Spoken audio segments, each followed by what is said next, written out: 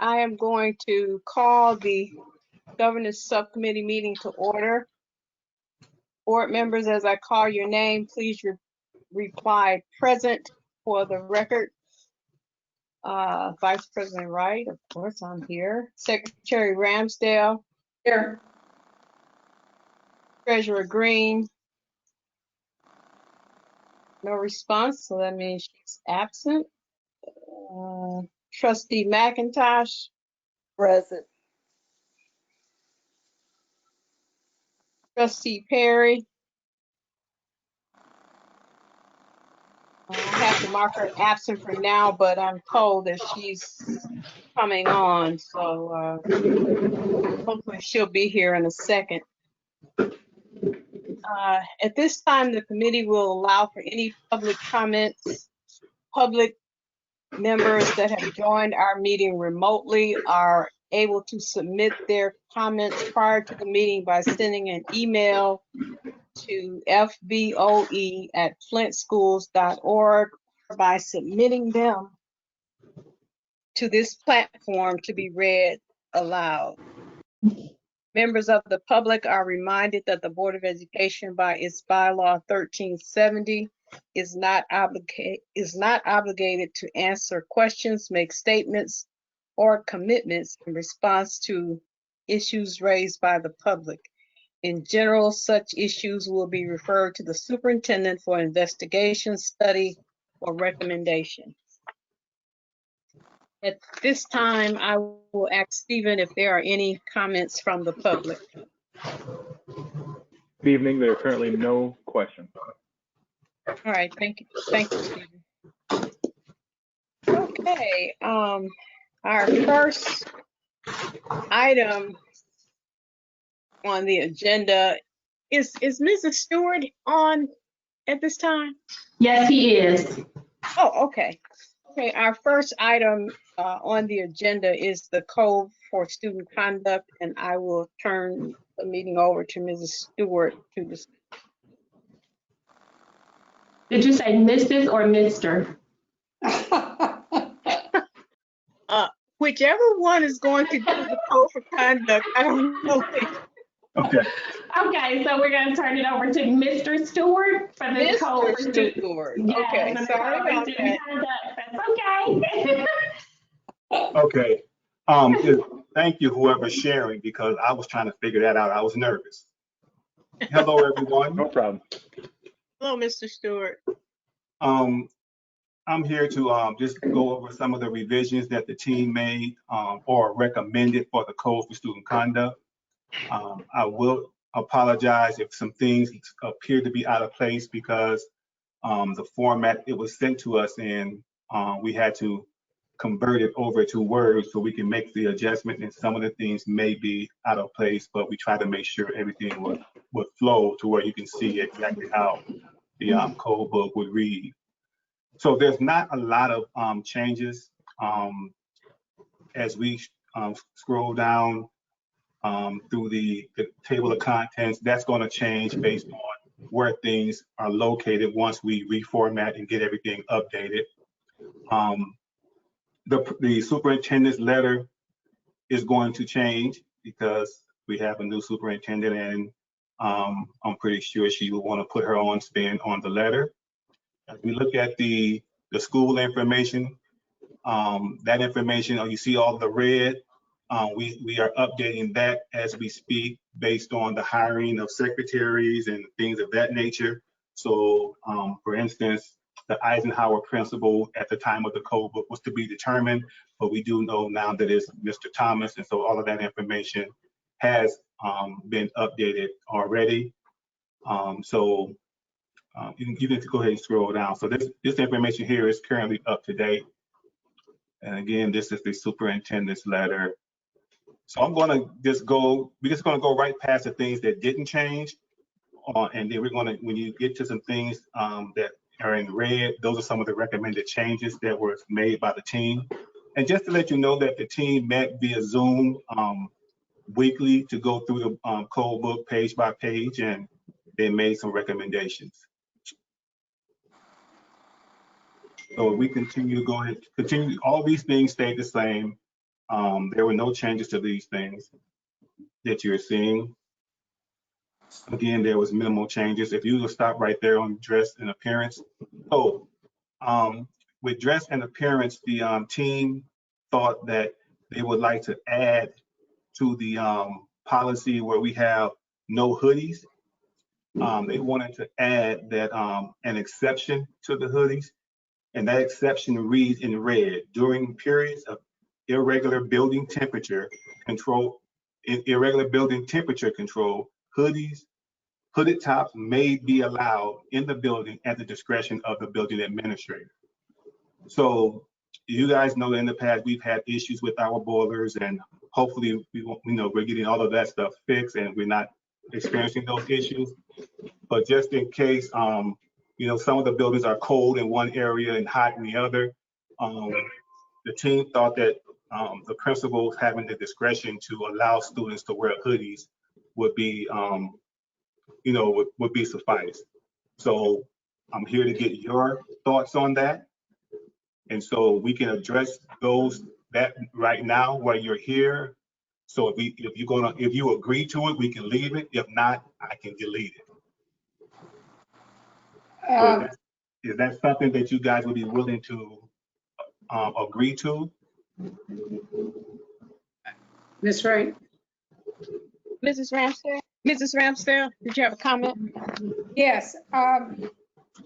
Personally, I don't have a problem with the hoodies. The thing is, how would a principal know if it's going to be colder or not, or would it just be, well, the building's been cold the last couple of days, tomorrow you wear hoodies. And then I'm assuming that they can wear hoodies with the hood up. Is that true? No, what they're asking is that, let's say we walk in the building one morning and that building is cold. Okay. That they have the discretion to tell the students that they can wear their hoodie sweat top, because most of our students wear hoodies as coats, and it's very difficult to find an actual coat without a hood on it. And so they just want the discretion to be able to say, okay, you're okay to wear that sweatshirt to class, but they can't wear the hood per se, just the sweat, the sweatshirt. Okay. All right. I mean, that would be fine with me, as long as it's all right with the principals. I guess just as long as it's fine with them, I don't have an issue with it. Can you all hear me? Yes. Yes. Okay, make sure I got in. Okay. Is there anyone else who have a comment regarding the question regarding allowing hoodies during cold temperatures in the buildings, being as a part of being as this revision on the in the student code of conduct booklet? I think Carol McIntosh would like to be recognized. Go ahead, Ms. McIntosh. The hoodies with like the zip up, but I'm like, if you got a sweatshirt with a hood on it, that's a little different, especially with us living in Michigan. And especially with us having issues with our boilers, for that to be to somebody else's discretion if you're a cold nature person. I mean, during the winter time, especially to say no to those things, especially coming from a community with so many limited finances, because of that. Like you said, a lot of kids wear that. That's not only is it their coat, but it's their shirt too. When I get a chance, I like to speak. And that is my concern, because we can give a strict dress code, but we have to also understand that our students have financial challenges, and a lot of them are wearing what they have.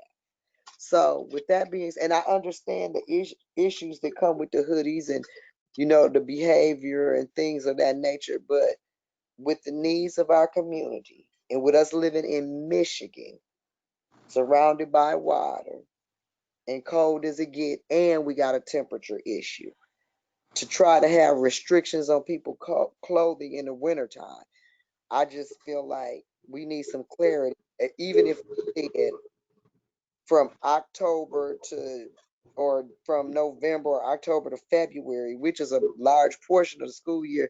I'm a cold nature person, and I just, like I said, if they hoodie got a zipper, that's one thing. But if this they sweatshirt and come with a hoodie, I mean, unless we got something to offer them, it's gonna be warm. I'm wrestling with that, but I'm done. Thank you. Okay, Mrs. Perry. I'm good with, sorry I was late. I'm problem. good with the sweatshirt, the sweatshirts, but as long as they're not putting the hoodie on, because Right. we've had too many issues of people doing things, and because they had a hoodie on, the hood itself, I should say, the hood itself, sometimes young people were not identified. So And as long as they don't put those hoods on their head, I'm good with them wearing a sweatshirt. They need to wear it. mm, mm, mm, mm. Any other comment regarding that? Are we talking, question, Go ahead, Mrs. Ramsdale. are we talking about all grades or what? Just high school? What are we talking about? The code for conduct is for all students, unless you are, is it specific to high school students, Mr. Stewart? This is K-12. Code book is K-12. However, we are going, you know, the K-8 have a uniform policy, but it doesn't address, it's not addressing the hood issue. But this is K-12. Okay. I totally understand what Ms. Perry is saying, and there's truth in it. I guess if it was a real severe thing, I'd say I'd leave it up to the principal, but not make it known to the kids that the principal might have the option to say, do it. So this is going to be in the code book. So I don't know how many kids actually read the code book, and I do understand the concerns, because the reason why it was prohibited in the past is because of the safety issues, where kids can put their hoods on and do things, and you can't really get a visual on the camera. But given the state of our buildings, and and our buildings have been cold, rooms have been cold, the temperature can be hot on one end and freezing cold on the other end. So I mean, that's the team's view as to allowing kids to just wear the hoodies, but not the actual hood. I mean, if you wear a hooded sweatshirt and you don't pull the hood up, it's still wrapped around your neck. Well, I have to have mine like that. I'm sorry, Carol, what? I didn't understand you. I'm sorry to interrupt, Ms. Ramsdale. No, all right, I didn't hear what you said. But that's what I was thinking, because when I'm at work, and I have my sweatshirt with my hoodie on and it has that string, I like to take that hood and shield my neck, because I can't stand no wind going down my neck and my back. So that's what I do with my hood, and that's what made me think about that when they said that. And like I said, I understand that. I even say if they get caught with their hood on, maybe some detention or warning, get aggressive about that due to that fact. I understand the security portion of it. I do. And that's why I'm kind of, I'm not totally against outlawing the hoodies if we had our temperature situation under control, but we don't. And for that fact is why I have to speak up. But I agree with what Mr. Stewart said. I understand. So I say if they get caught with their hood on, that's an offense. Get strict. Whatever you got to do as far as disciplinary, because it is a safety issue. But we also got a health crisis, and if they in the building, and then it's cold here. It's cold, and we ain't got it together. So I like my. I'm sorry, Miss McIntosh. Go ahead. I'm sorry. Yeah, but I like my hood around my neck. I like that hoodie shielding my neck. That's why I like a hood on my sweatshirt in the wintertime. I yield. Well, okay, thank you, Ms. McIntosh. Well, based on what the policy says, what the code book says currently, which is that students are not allowed to wear hoodies. And then this revision, which gives some discretion to the principals in the event that there is a problem with heat during the cold months. I think the revision is okay with everyone, Mr. Stewart. Okay, thank you. So we'll move on At least down that, to. if I'm not stating everybody's consensus, please let me know. No, that's fine with me. Thank you. Thank you. Ms. Well, Ms. we'll move down. McIntosh, is that okay? No, because they might have a heater in their office. You know, everybody is not compassionate. I'm not saying Mr. Stewart is not, but maybe they're not the ones that's going to make the decision. It's some idiots But out there. So, if it's in the code for conduct, the student has room to appeal the decisions that someone else may make. Because oh, as you said before, you can't tell me I'm not cold if you're not cold. okay, well, fine, thank you. And I want to stress the fact that this is not a student coming to school and saying I'm cold, right? Hoodies are not allowed. But the principal, if I walk in the building and the boiler is broken, okay, that's a unforeseen circumstance where the principal can say, okay, you guys, you can wear your hoodies today because it's cold in the building. You know, they're still prohibited unless something to that effect happens, right? So it's not just because it's cold outside you can wear a hoodie. No, when you come to school every day, it's cold outside, you cannot wear your hoodie. But in the instance where we have something happen to a boiler or something and it's cold in the building, that principal has that discretion. Yeah. Is there, Mr. Stewart, is there a way to maybe add in extenuating circumstances? Oh, that's a good word. I like that. Or maybe the teacher decide if it's a little chilly. No. I don't know.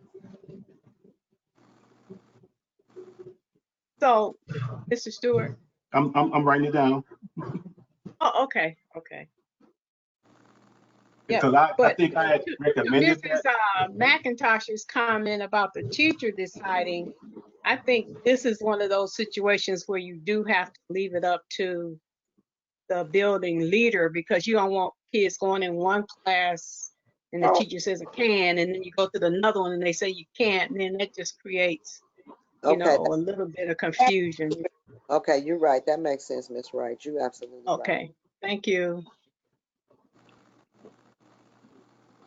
All right, you can proceed, Mr. Stewart.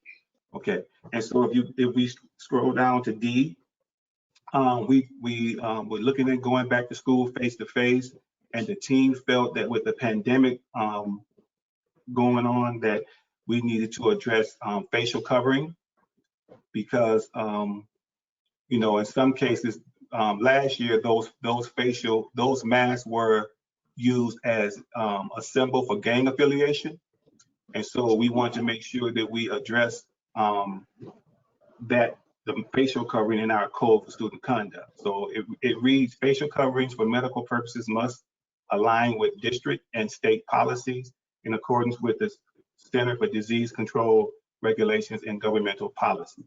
So we figured that would cover, even if a student, even once the pandemic is over and a student has real bad allergies or something and needs to wear a mask because she's that allergic to different odors and scents, then this will cover her or that student in those cases as well, if they provide medical documentation.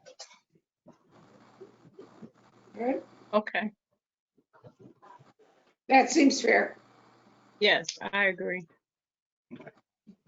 Is there any other comment on that one, Ms. McIntosh, Ms. Perry? Nope. All right, thank you, Mr. Stewart. Okay, we can scroll down to the uniform policy.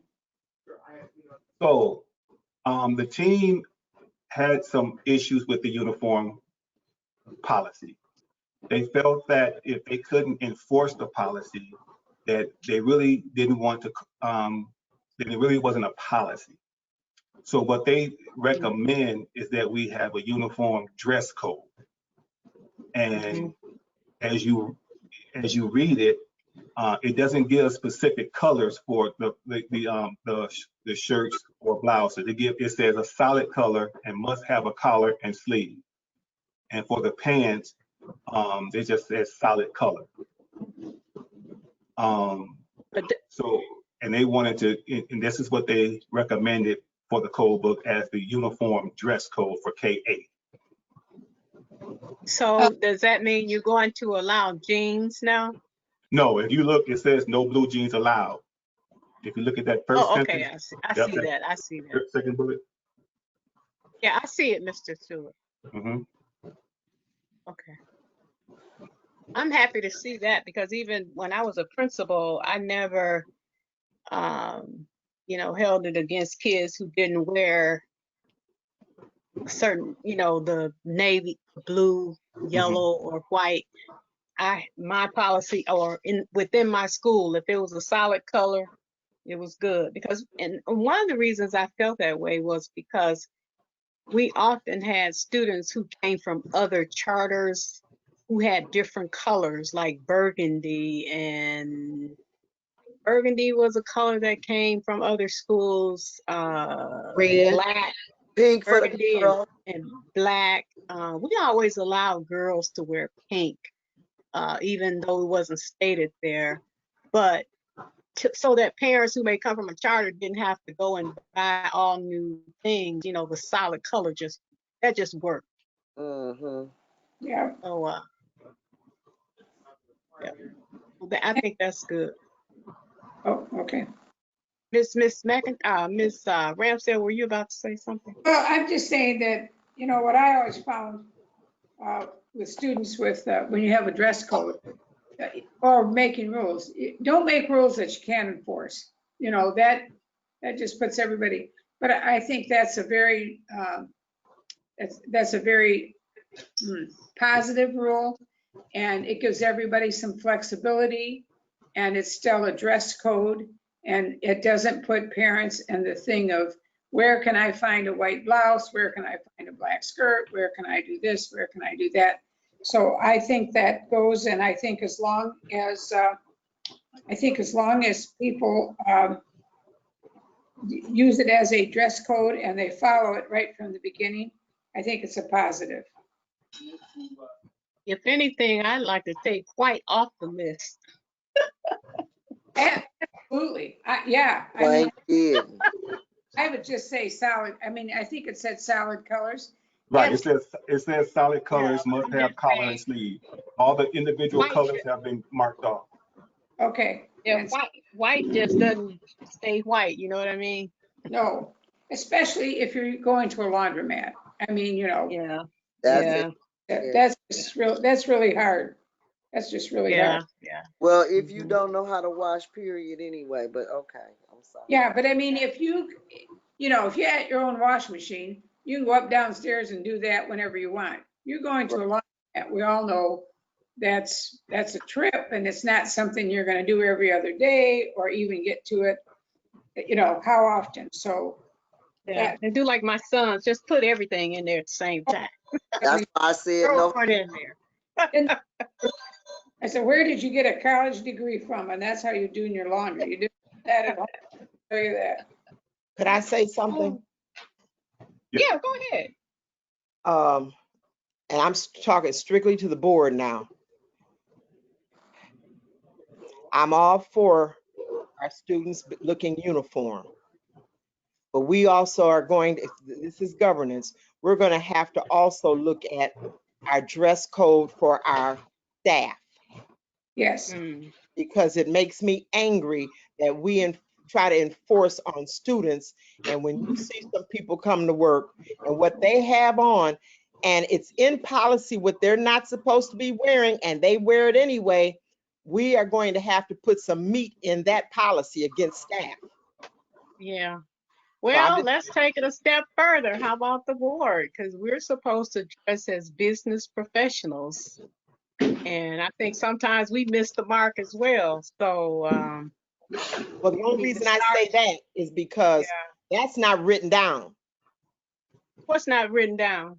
I haven't seen that written down in is that in our bylaws? I don't remember seeing that. I'm not sure it's in the bylaws, but I know that I've seen, maybe it was at some training that we're supposed to dress as it's a Right, business meeting, so we should dress as such.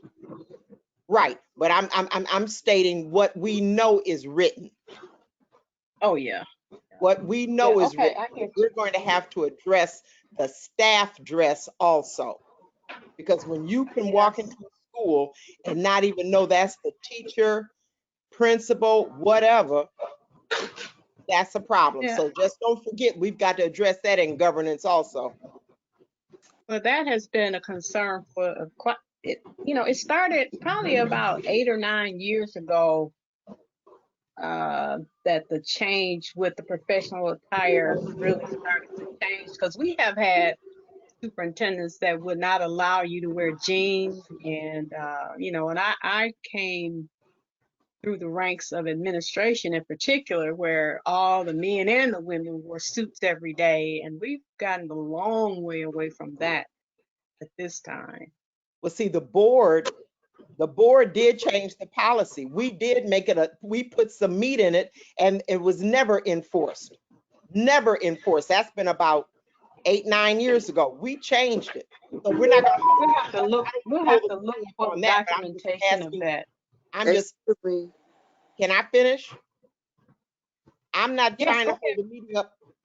I'm not trying to hold a meeting up on that. I'm just asking the governance, we're going to have to look at that policy and put more meat in it so we can have our staff looking good. I'm done.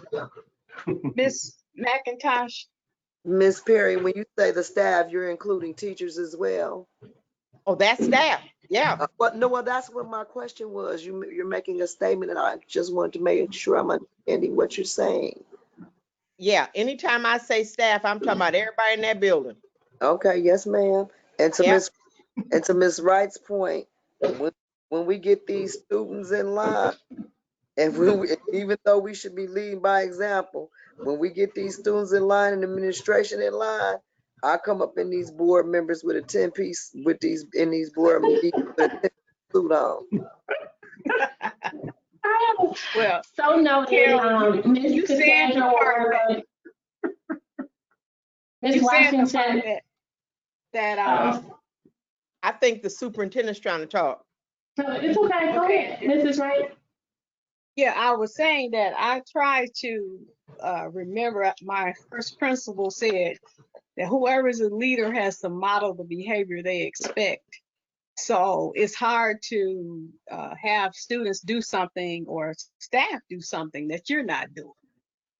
So, and I understand the point everybody makes, but I can't get Mr. Cleave saying that. I'm talking about James Cleave saying model the behavior you expect out of my head. So if I expect the staffs, whether they're teacher, principal, whomever, to come to work in a more appropriate attire, then I should also do that when I go to board meetings. Any other comment about that? Hello? No, Is everybody No there? comment. Okay. All right, Mr. Stewart, you can proceed. Okay, so we're all set with the uniform dress code as it states here. yes. Okay, so if we'll continue to scroll down, we'll go to the next section where there was some revisions. You know, Who's scrolling it? who's doing it? There you go. Is that Miss Mo?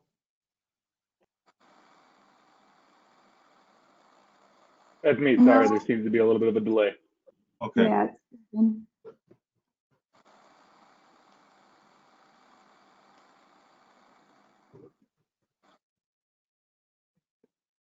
I'm thinking the next Sorry, area, there looks like it was like buffering.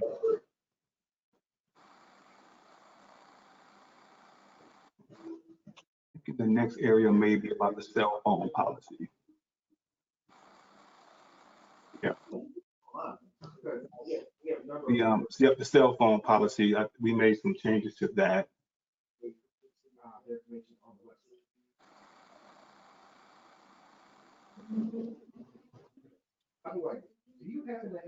Can you increase the size, zoom in on the cell phone electronic device policy? Yes. So here, it states the same thing as before, but they just restructured the sentence because the way it read before was confusing to the principals, because we had some principals who's thought if I see it, I take it. Some, if you're using it, I'll take it. So, and I just had to explain to the team while we were meeting that the code book simply states the use of cell phones. And so as we were looking at the way it's currently written in the code book, they just suggested to change it to where it just spells it out immediately. So it says the use of cell phones. This will be this is the recommended language. The use of cell phones and other electronic devices is not allowed on school property or school buses during the school day. Electronic devices include, but are not limited to, and then it explains all the electronic devices. And then we do know that to note that at the discretion of the building administrator, certain electronic devices may be allowed for special projects. So this is the way they want it. This is the recommended revision of it. If you want me to, I can read you the original version so you can understand what I'm saying, and they were confused about it. I wasn't confused because I work on the code book every year, but if the principals are confused about what it is and they're the ones in the building, then we need to make some revisions. Yeah. Does anyone need him to read the old wording? Because I understand, but I want to make sure that everybody does. Is there anyone else that needs him to read the old version of that? No. Hello? Okay, I hear one no. Mrs. Rams, Miss Perry and Miss McIntosh. I'm good. If I don't say anything, I'm good. Okay. Okay. Miss Ramsdale, Miss McIntosh, you good also?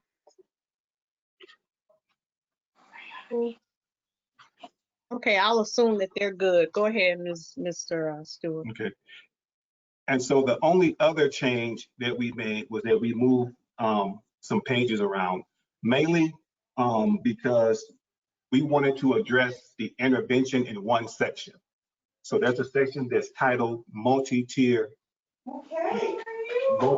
system of support. If you can find that section for me, I'll appreciate it. Mr. Renard.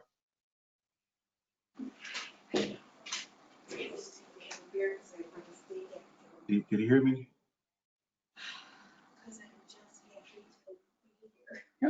For now, sorry about that. The section that says multi-tier system of support.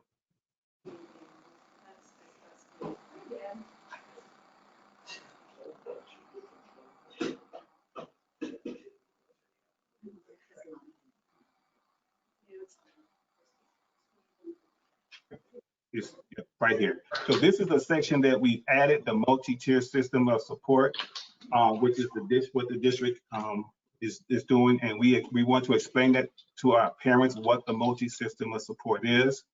And so we added that, which PBIS, restorative practices, and all the interventions that we're doing fall under the umbrella of multi-tier system of support.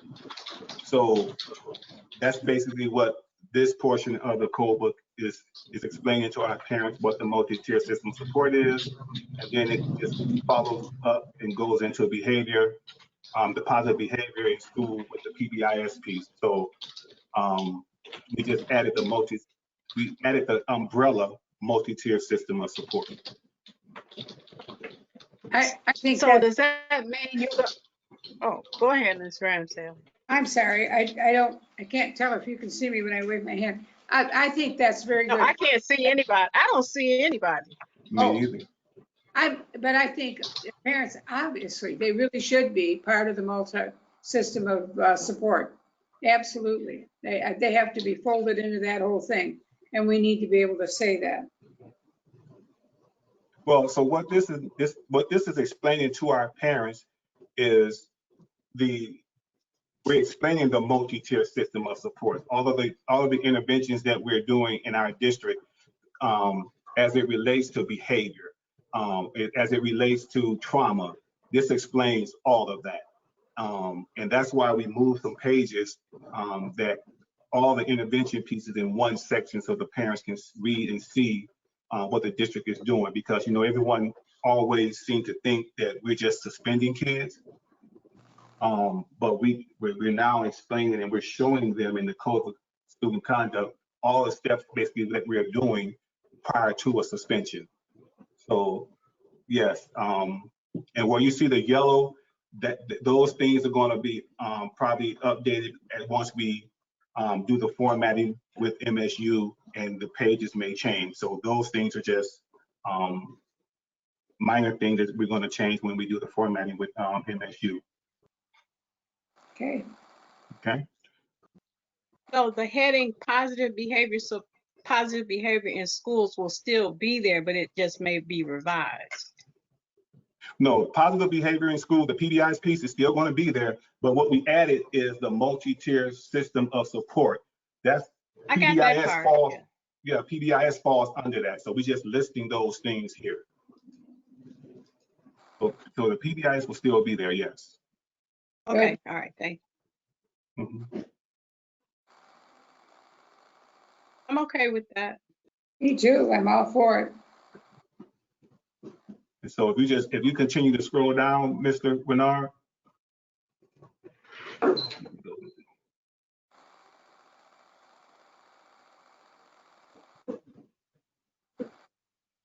Keep on going.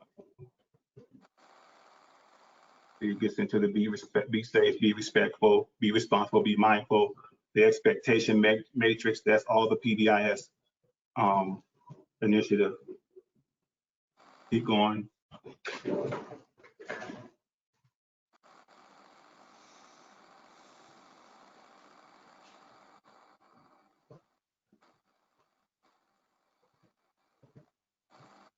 So then this is where we added the other interventions here that the district actually, that we do as a district prior to, as an alternative to suspending students. We've added restorative practice, and we explained that to parents as well. We've added the trauma-informed care piece to talk about how the district deals with the students in trauma. So those things were added to the code book as interventions.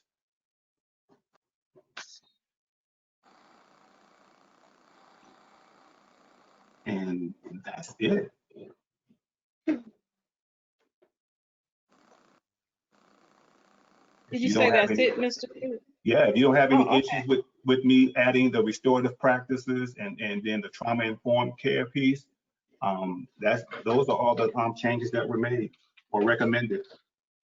I guess I only have one question. Does this have to go to the entire board before you finalize those things? Well, normally what we've done is in the past is come to you guys, the governors, and yes, it does go before the full board for final, Okay. yeah, to be approved, and then we have it printed up and Okay. sent to the buildings. I just wanted to make sure that the rest of the board members had an opportunity to see changes. Mrs. Wright, Yes. this is in the governance cow tomorrow. So that way you can ensure that there's, you know, if the remaining Okay, board members good. will see it. Okay, good. And I do want to add that all of the department heads who are responsible for pieces in the code book reviewed all their sections, and that there were no updates, or they made updates if there were updates, but there weren't any. I've special ed reviewed it, transportation reviewed what we had in there. So all of those pieces were reviewed by those department heads. Okay. And our team included myself and principals from the building, Ms. Tomasi from Health Services, Ms. Carol from Special Ed. So we had a variety of members on the team, and we met, and these are the recommendations. Okay. Ms. Wright. Mrs. Ramsdale? Good work, Mr. Stewart. I think, even though you're going off last year's, or you're going off the previous one and just making adjustments, that's a lot of work. And I think you've done a good job, and what's been done is, I thought, very thoughtful. So thank you and your team. Welcome.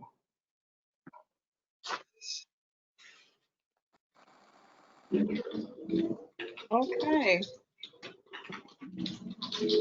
Thank you, Mr. Stewart. Okay. So we will move to the acceptance use policy. So I will let Mrs. Stewart direct us to who is going to do that. That will be myself and Mr. Jones. Mr. Jones is on with me. I shared with Mr. Jones that for this month, he and I will kind of do some things together before, so that he can get used to the flow and how things are done for his section. And so the acceptable use agreement, Stephen, do you have that? It has not been revised. Yes, ma'am. Would you like the old version or the new version? Let's start with the old first. The old has not been revised in a long time. And since we are now checking out devices to our scholars and allowing them to take our devices home, it needed to be updated, one. And then two, it really needs to be updated now that we're checking out the devices and allowing our students to take them home. So Stephen, if you can scroll down to the date so that we can see the last time that it was updated.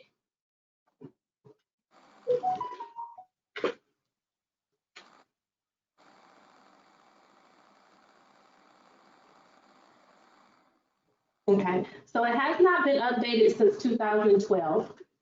Whoa. That's been a while. And now that, once again, we are allowing our students to take the devices home, it really needed to be updated so that we can have some things in there that is applicable to them checking out the devices. So, Stephen, I just wanted them to see the last time that it was updated. So if you can now go to the new policy.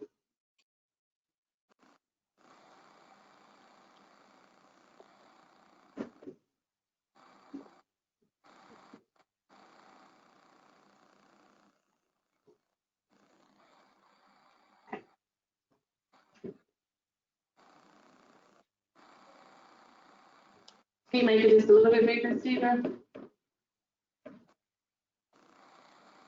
Okay.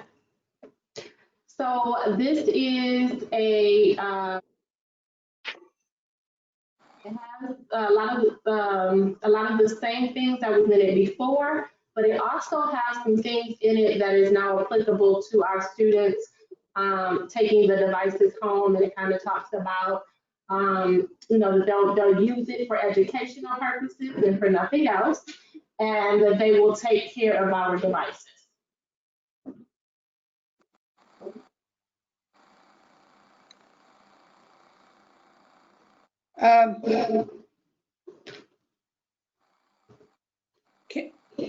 Can you scroll it up some now?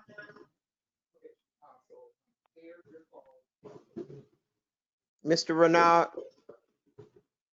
can you roll it up? There seems to be a little bit of a delay from the time I actually move it and to when it's broadcasted to you. So just Okay. It's going in some time. Sorry.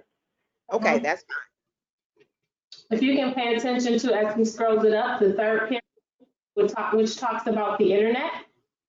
This paragraph right here that talks about the internet. So this is something new. and it speaks to the internet containing sites that have materials that they should, that they shouldn't be exploring, and that we want our families to recognize that and to stay away from those sites.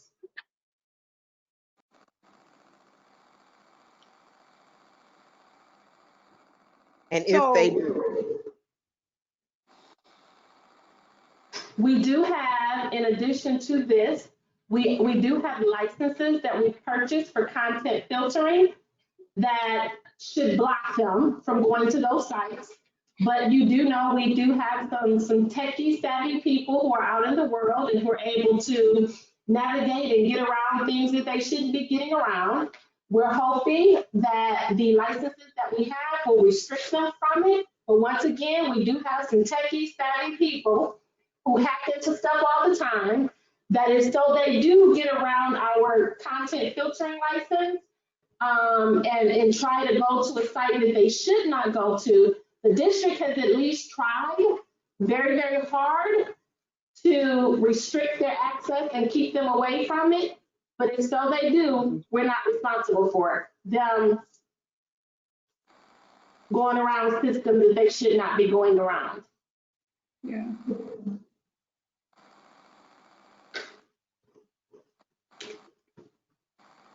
The next paragraph talks about the mobile hotspots, because we do have some families who have challenges with the internet. And so we're checking out hotspots to them so that they can connect to the internet. I have a question. Yes, ma'am. Can we, if they go to those spots they're not supposed to go to, can we take our computer back? So what should happen with the content filtering license that we have is the device to be shut down. It should automatically be shut down if they go to one of those sites. That is what the content filtering license does. But as I stated, nothing is 100% proof. Like Right. you have people out there who are hacking into things that they should not be hacking into because they managed to get past some federal government system and hack into it. So just say that Flint Community Schools has some bright, brilliant, wonderful student who learns how to get past that content filtering system, right? We're just saying we're not responsible for it. We put on the licenses and things that we should be putting on to protect them, so we're covered. Okay. Good. Okay. Any other questions or comments about this?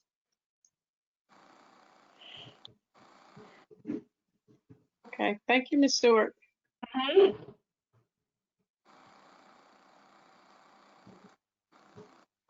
Okay, the next item on our agenda is board policies.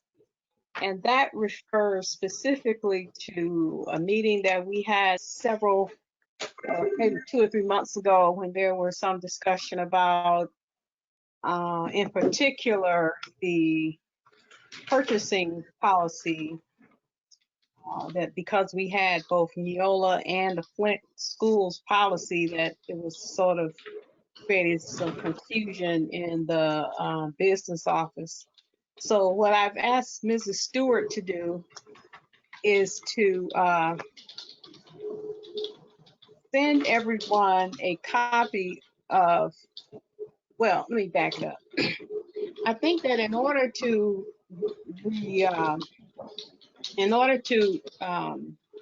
take away some of the confusion, we need to look at those things that our staff seem to have issues with first.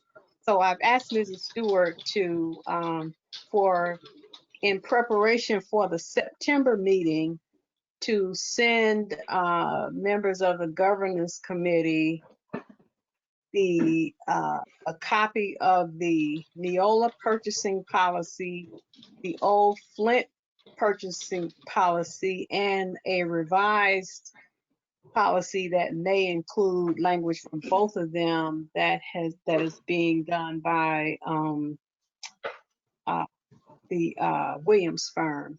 So the goal would be for us to look at all of those things and then make a decision about what brought to the board, but I felt that it's hard to walk through that kind of conversation when you have not had the opportunity to read through the information. So I would like you all to, when you get those items, to please be prepared to discuss them for the September governance meeting. Ms. Wright, Yes. I, math leaves me, and finance and some of that stuff. I guess I would like to know who finds a problem with what? Because if the staff is seeing issues with certain parts that are hard to apply to or answer, I'd like to know what those parts are, so I know it. I don't know if you remember, Mrs. Ramsdale, but this whole discussion came about because of the finance office. Pardon me? Go ahead. Oh, this whole discussion came about because of concerns brought forth by the finance business office. Okay. So they're the ones that expressed some concerns about this. So, you know, prior to that, I, didn't know there was a problem. Okay, well, will we have a copy of those concerns to help us? Well, hopefully when, Mrs. Stewart, can you ask Mrs. Sekelsky to put whatever her concerns were in writing, so that when we look at those policies, we can also, look at them in terms, maybe see how she's looking at them to determine what the issues are. That would be a big help. Absolutely. So I will definitely do that. And then in looking at the board bylaws and looking at each of the subcommittees, it looks like each district liaison of the subcommittee should be looking at their section of the board policies. And if there are issues, they should be bringing those to me so that both you and I can set an agenda to talk about those. And then those should be revised at governance with that district liaison person leading that discussion to share what the issues are. That was my interpretation of what I just read from the board bylaws. Right, and Ms. Sekelsky would be finance, and so she would bring the purchasing, and then she would share what the issues are, and then we would go through and look at making those changes, and then from governance it then moves to the rest of the board. So you don't think she should start that discussion with finance and operations? Yeah, she could. She could start it with her department, and then from her department, she would bring it to governance, but she would be the leader of outlining what the issues and concerns are. Right. Okay. So because that's why I say, because it started with whatever discussion she had as a result of finance. So that's why I'm thinking that, ultimately, if it's a policy revision or change, it'll have to come to governance, but it started in finance. Yes, ma'am, absolutely. Okay, and so this also started prior to your being appointed. So, and one of the things that happened was we said we would revisit this when things kind of settle down. So I just want to follow through with that. So that's why I was saying that in order for us to really be clear on it, we need to have, and I'm addressing this in particular to Mrs. Ramsdale, in order for us to be clear on what's being said, we need to have the old policy, the new policy, and a possible revised policy. Yes. And the difference between them. Well, you will determine the difference when you read them all. You may be giving me more credit than what I deserve, but okay. But I'm not good at trying to make a decision on something like that I haven't had the opportunity to really read through all of the different pieces. So I really want us to read through that and, be ready for a discussion And I think Monica said the next governance meeting is like September 8th or something like that. So between now, did I hear somebody say, No, it is. Oh, okay. So between now and the next governance, you should have all those. And hopefully we'll send you a reminder to make sure that you look them over. And I did share this with Casey that this would be done this way, so he didn't seem to have an issue. Okay. All right. Alrighty. So that's that. And the next item 6 is, okay, am I missing someone that want to make a comment? If I am, I apologize. Yes, I have a question. And you said Go ahead, who's Ms. going to do? McIntosh. And did they already distribute it? You said, who did you say? No. Who did you say was getting us all this information to look over? That should be coming from the board secretary, Yes, Mo's gonna send them to you. Ms. Monica. Okay, that's what I was wondering. Who's getting me that information to hire? Right. All right, thank you. You're welcome. That's Okay, and then the last item is regarding, which I also shared with Casey that I would be discussing this, because there's seems to be some confusion as to who be at subcommittee meetings, who's responsible for taking notes and so forth. So, and of course, I can't find the page where I had it, but it states in the board bylaws that I'm trying to go to the page where it was. Oh. But basically, just to summarize it, if you look at your board bylaws in section 1180, it outlines the process for subcommittee meetings. And specifically, I wanted to remind the committee chairs, the subcommittee chairs, that agendas should be created by a collaboration of the district liaison and the committee chair. So if you're, for example, for governance, it would be me and Mrs. Stewart. Then Mrs. Stewart, her administrative assistant, or I would be, well, actually, the guidelines say that the administrative assistant to the administrator would be responsible for the notes, and then they would then give those notes to the board secretary. So I just want to be clear. I just want everyone to be clear on that process. Ms. Stewart, you don't happen to have the exact spot where that verbiage is, do you? I'm looking for it. And I went and printed all this out and still didn't do it. I would like to actually. I just remember that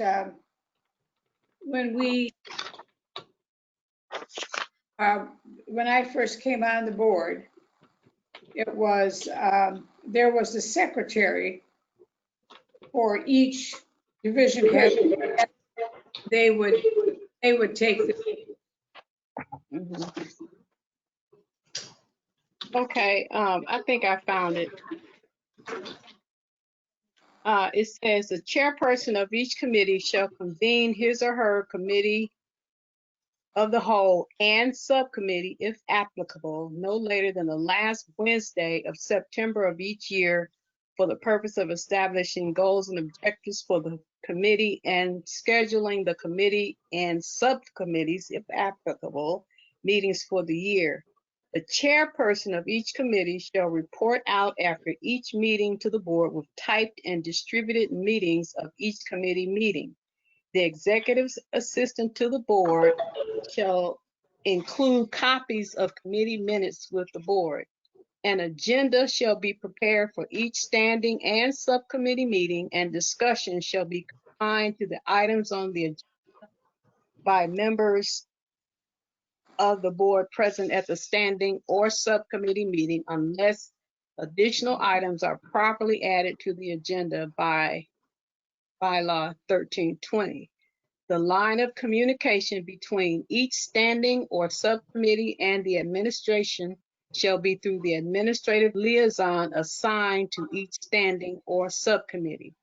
The responsibilities of the administrative liaison include scheduling and posting of standing and or subcommittee meetings, preparation of the agenda in consultation with the committee chairperson, attendance and taking minutes at the standing or subcommittee meeting, preparation of minutes of the meeting to submit for approval at the next standing or subcommittee meeting, and maintenance of the approved meeting minutes. So that kind of clears up some questions. Mhm. And I had, Mrs. Wright, I had a meeting with the district liaisons, and we did discuss what you just read, and so they are all ready and are willing to move forward with those actions starting this month. Yeah, so hopefully we will do a better job of having the notes at the committee of the whole meetings related to our subcommittee meetings, now that we kind of have a better idea of what everybody's responsibility is. Okay, let's see where we are. I think unless you all have something else, that is all that is included on this agenda. Okay, seeing no further discussion, I declare the governance subcommittee meeting adjourned. Thank you, everybody. Thank you. Thank you. Now if I can just log out.